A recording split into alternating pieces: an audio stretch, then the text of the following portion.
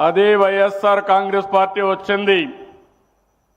2000 కోట్లు ఖర్చు పెట్టారు. ఇప్పుడే మా మిత్రుడు రామానాయుడు గారు చెప్పారు. నేను ఒకటే మిమ్మల్ని అడుగుతున్నా, ఈరోజు పాత రోజులు ఒకసారి గుర్తుపెట్టుకోవాలి.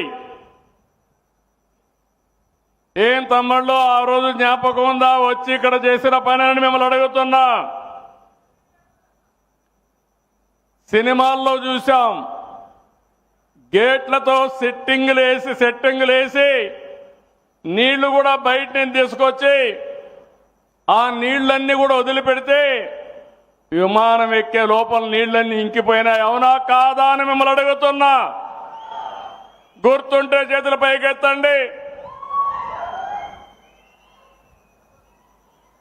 అబద్ధాలు చెప్పడంలో దిట్ట ఆ పార్టీ.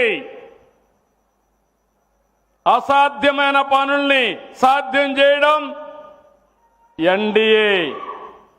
అవునా కాదా అని అడుగుతున్నా. ఈరోజు నీళ్లు వచ్చాయి, జీర్ణించుకో